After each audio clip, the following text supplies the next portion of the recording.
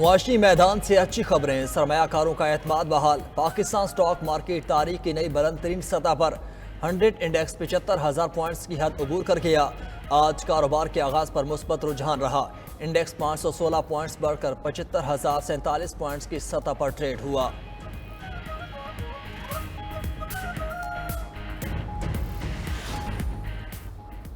आइंदा बजट और नया कर्ज प्रोग्राम। पाकिस्तान और IMF के मुज़ाकरात का आज तीसरा रोज। आइंदा बजट से टैक्स रियायतें और मराद मुकम्मल खत्म करने का प्लान तैयार। IMF का मराद याफ्ता शोबों पर टैक्स बढ़ाने का मुतालबा। लग्जरी प्लॉट्स और गाड़ियों पर टैक्स बढ़ाने, प्रॉपर्टी सेक्टर पर टैक्स लगाने की तजवीज़ दे दी। IMF का तनख्वाहदार तबके के लिए टैक्स स्लैब में तब्दीली का मुतालबा। 3 लाख से 5 लाख आमदन पर टैक्स बढ़ाने का कह दिया। उधर IMF के साथ तय अहदाफ की खिलाफवर्जी का खदशा। रवा माली साल के इख्तिताम तक पावर सेक्टर का गर्दिशी कर्ज 2500 अरब रुपए तक पहुँचने का इम्कान। मुत्तहदा अरब अमारात के शहर दुबई में गैर मुल्कियों की 400 अरब डॉलर्स की जायदादों का इंकशाफ। भारतीय पहले और पाकिस्तानी दूसरे नंबर पर। दुबई में पाकिस्तानियों की 11 अरब डॉलर की जायदादें निकल आईं। प्रॉपर्टी लीक्स के मुताबिक 17,000 पाकिस्तानियों ने दुबई में 23,000 जायदादें खरीदी।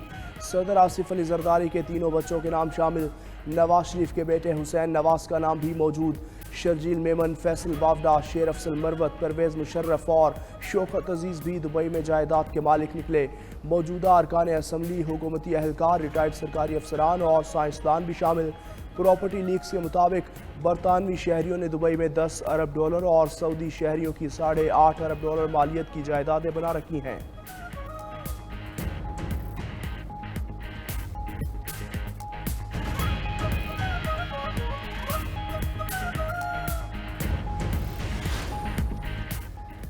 बिलावल भुट्टो और आसिफा भुट्टो के तमाम असासे डिक्लेयर्ड हैं। सब जानते हैं बिलावल भुट्टो और आसिफा भुट्टो ने जलावतनी में परवरिश पाई। बेनज़ीर भुट्टो की शहादत के बाद दुबई की इमलाक उनकी औलाद को विरासत में मिली। चेयरमैन पीपल्स पार्टी बिलावल भुट्टो के तर्जुमान जुल्फ़िकार अली का रद्द-ए-अमल। शर्जील मेमन ने अपनी जायदाद पर कहा, जिन जायदादों का जिक्र किया जा रहा है वो पहले ही डिक्लेयर की जा चुकी। वज़ीर दाखिला मोहसिन नकवी ने रद्द-ए-अमल में कहा कि उनकी अहलिया के नाम दुबई में खरीदी जायदाद बाकायदा डिक्लेयर्ड है। जायदाद को टैक्स गोशवारों में भी जाहिर किया। शेर अफजल मरवत ने भी अपना दुबई का अपार्टमेंट रजिस्टर्ड और डिक्लेयर्ड होने का बता दिया। उधर सेनेटर फैसल बावडा ने कहा, प्रॉपर्टी लीक्स प्रोपेगेंडा मुहिम है, इसकी टाइमिंग पर एतराज़ है। वो क्यों बताएं उनकी प्रॉपर्टी डिक्लेयर्ड है या नहीं।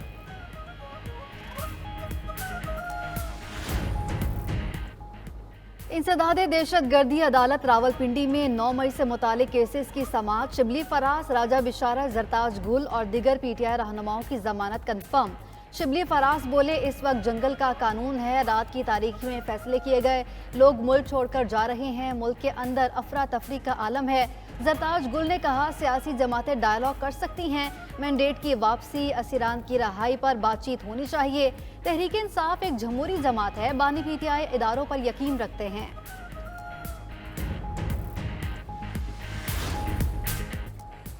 हम मुकदमात का सामना कर के थक गए हैं, बेहतर है अब सजाएं दें और जान छुड़वाएं। साबिक विफाकी वजीर शेख रशीद की अदालत पेशी के मौके पर गुफ्तगू। कहा, हुकूमत का इंजन धुआं दे रहा है, 30 जून से सियासत में बड़ी तब्दीली आएगी। महंगाई के खिलाफ लोग ऐसे ही निकलेंगे जैसे कश्मीर में निकले हैं। मजीद कहा, बानी PTI से ताल्लुक है, उनकी पार्टी का हिस्सा नहीं हूँ।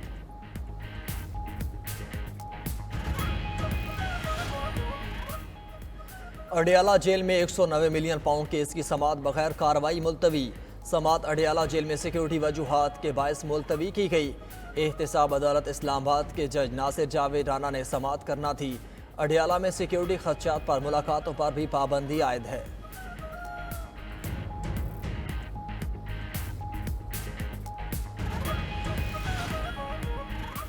वज़ीर आला खैबर पख्तूनख्वा अली अमीन गंडापुर के खिलाफ कार्य सरकार में मुदाखलत का केस। रावलपिंडी सेशन कोर्ट ने अली अमीन की 1 रोज़ की हाजिरी से इस्तिस्ना की दरख्वास्त मंजूर कर ली। अली अमीन गंडापुर की अबूरी जमानत में 18 मई तक तौसी।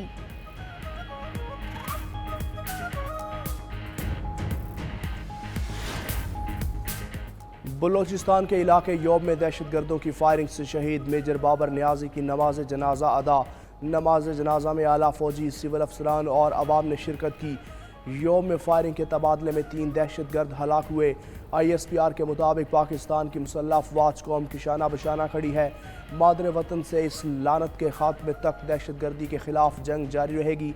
वज़ीर आज़म शहबाज शरीफ का शहीद मेजर बाबर खान को खिराज अकीदत, कहा पूरी कौम को अपने बहादुर जवानों पर फख्र है। पाकिस्तान और अमरीका उभरते खतरात के खिलाफ सलाहियतों पर इजाफे पर मुत्तफिक हैं। पाक अमरीका डायलॉग में दहशतगर्दी के खिलाफ राब्ते बढ़ाने पर इत्तेफाक हुआ। नायब तर्जुमान अमरीकी महकमे ख़ारजा वेदांत पटेल की प्रेस ब्रीफिंग, कहा पाकिस्तान के साथ दहशतगर्द गिरोहों के खात्मे पर भी बात हुई। पाकिस्तान के साथ मगरबी सरहद पर तकनीकी ताउन समेत दीगर अमूर भी ज़ेर बहस आए।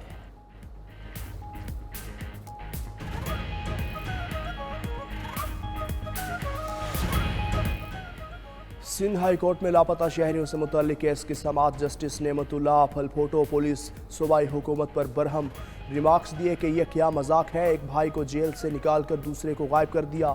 सेक्रेटरी दाखिला सिंध ज़ाती हैसियत में तलब, अदालत ने शहरी की गुमशुदगी का मुकदमा दर्ज करने का हुक्म दे दिया। अदालत का महकमा दाखिला सिंध को फौरी GIT तश्कील देने का हुक्म।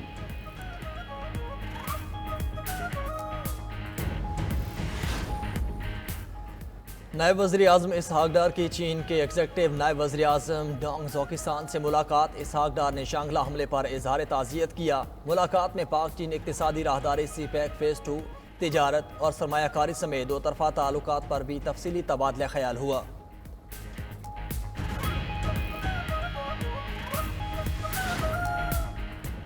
मुल्क के बेशतर इलाकों में गर्मी का पारा हाई। पंजाब, सिंध और बलूचिस्तान में सूरज आग बरसाने लगा। लाहौर में दर्जा हरारत 42 डिग्री तक जाने का इम्कान। ठंडे मशरूबात का इस्तेमाल बढ़ गया। मुल्तान में गर्मी के बायस गैस्ट्रो के मरीजों की तादाद बढ़ने लगी। खैबर पख्तूनख्वा के बेशतर अजला में भी मौसम गर्म और खुश्क। गर्मी के साथ लोड शेडिंग भी अरूज पर। मुख्तलिफ इलाकों में 12 घंटे से ज़ायद बिजली बंद रहने लगी। स्वाबी में लोड शेडिंग के खिलाफ जहांगीरा रोड पर शहरियों का एहतजाज।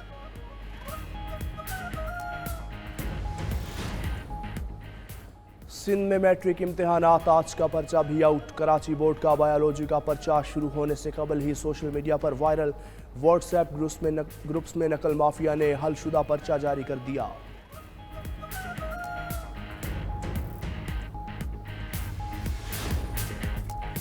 झूठी, मनगढ़ंत और गैर हकीकी खबरों के तदारुक के लिए पंजाब हुकूमत सरगर्म। हत्तकी इज्जत कानून 2024 जल्द पंजाब असम्बली से मंजूर होने का इम्कान। वज़ीर इत्तलात अज़मा बुखारी का कहना है ये कानून सिर्फ सियासतदानों नहीं, हर शहरी की इज्जत के तहफ़्फ़ुज़ के लिए है। कानून में पुलिस, जेल और गिरफ्तारी का कोई किरदार नहीं होगा। मुतासरा शख्स ट्रिब्यूनल में हत्तकी इज्जत की दरख्वास्त देगा। केस 180 दिन में मुकम्मल करना होगा। इल्ज़ाम साबित हुआ तो 30 लाख रुपए जुर्माना होगा। हुकूमत का मुजवज़ा पीका कानून में साइबर टेररिज्म की इस्तेलाह मुतारिफ करवाने का फैसला। पीका एक्ट 2016 में तरमीम के मुसवदे को हतमी शक्ल दे दी। मुजवज़ा कानून के मुताबिक हुकूमत या अवाम में खौफ या अदम तहफ़्फ़ुज़ का एहसास पैदा करना साइबर टेररिज्म कहलाएगा। साइबर टेररिज्म से मुतालिक cases national cyber crime investigation agency के पास जाएंगे। साइबर क्राइम इन्वेस्टिगेशन एजेंसी किसी भी मुलजिम और मुजरिम की जायदाद जब्त करने की मुजाज होगी। साइबर क्राइम के सेक्शन 8 की सजाएं 3 साल से बढ़ाकर 7 साल कर दी गई।